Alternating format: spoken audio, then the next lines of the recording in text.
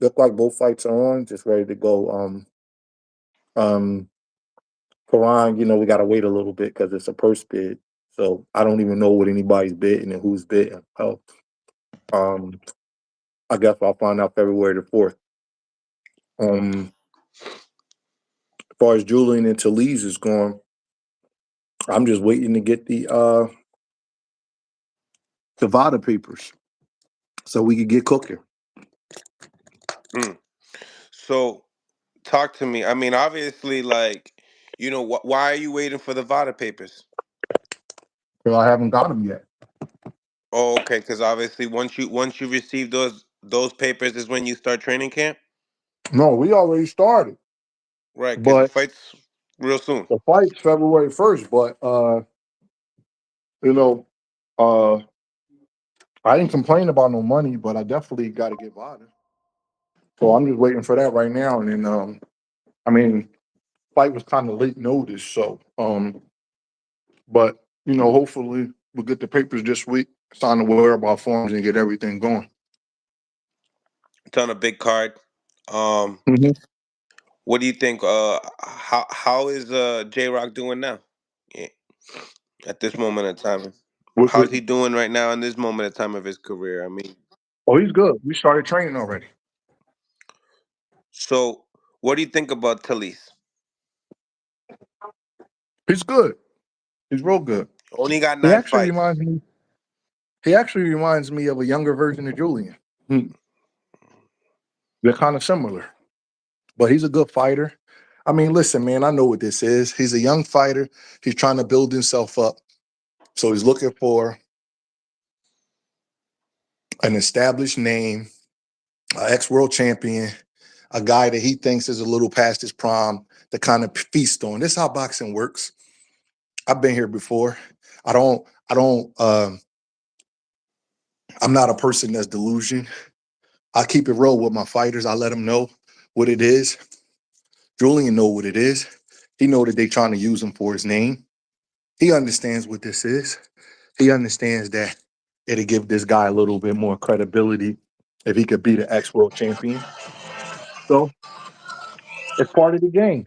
Listen, we did it when Julian was coming up. That's how boxing works. So Julian's coming off of a second round KO victory from Gustavo's David Victoro. He was 29 and 16. Didn't really say his age here on the box rec, but he does look a little. He has some age on him. What did you get out of that performance? Coming off of that, controversial stoppage from Carlos Hadames prior to that. Um, he just wanted to get back in the ring. That's all.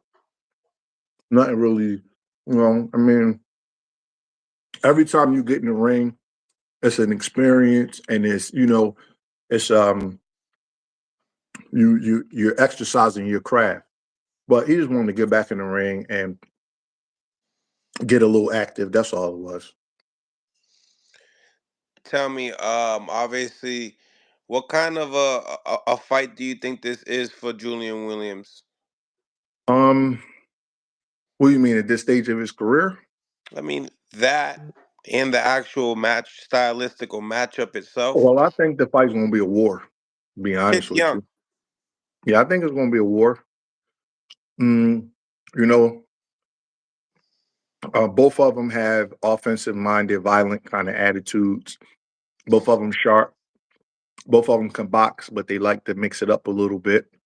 The kid has a lot of knockouts. He probably looked at Julian like he's an older fighter. Let me jump right on him. Um, he has a good trainer, Ronnie Shields. So I think it's going to be an action-packed, good fight, and I think it'll be kind of like a shootout. And we'll see. We'll see if he like it coming back at him. You know, some people only like it one way. We'll see if he could take it when the other guy is shooting stuff back at him. Right. You say he's, very similar to J Rock when he was younger. Do you feel the same way with his defense?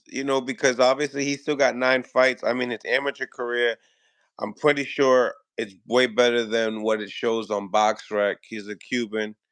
Um, does he fight like a regular Cuban that you normally see? Your regular average Cuban? You know, I've been noticing that him and Morrell, they're a little bit more offensive minded than the guys that came before them in Lara and Rickendall and Casamayor. So they're a little bit more offensive minded, but everything evolves over time.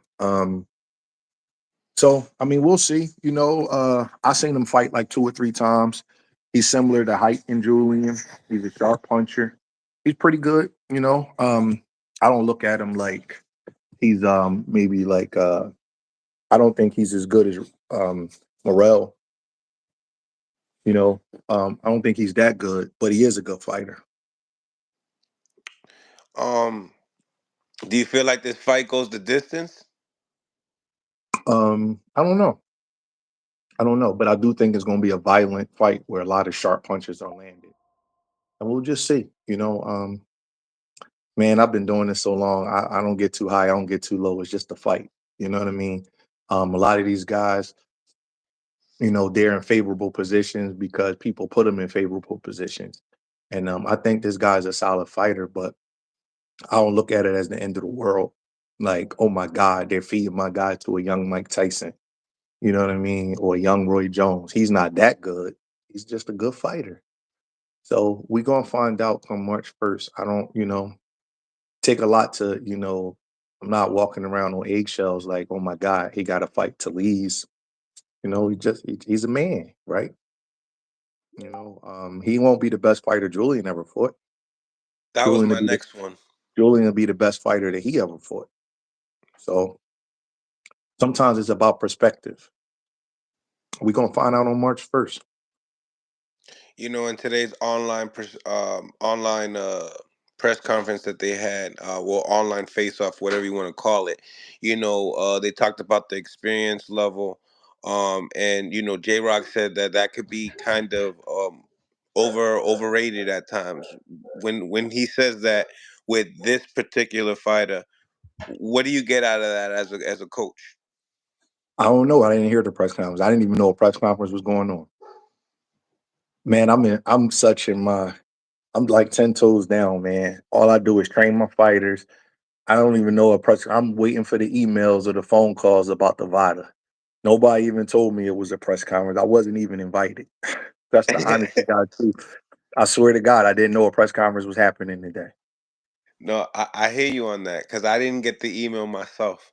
Yeah, I didn't even know. I seen Julian today in the gym. He never mentioned it to me. I didn't even know nothing about a press conference. But whatever he said, he said. I don't, you know, it, sometimes we make too much out of what these guys say.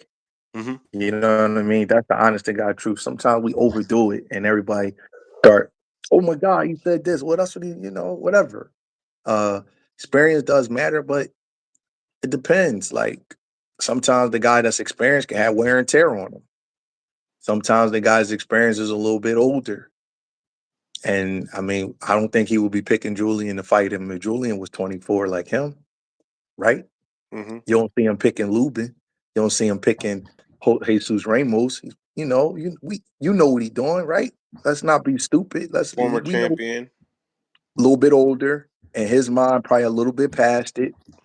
So let me get this guy's name under my belt.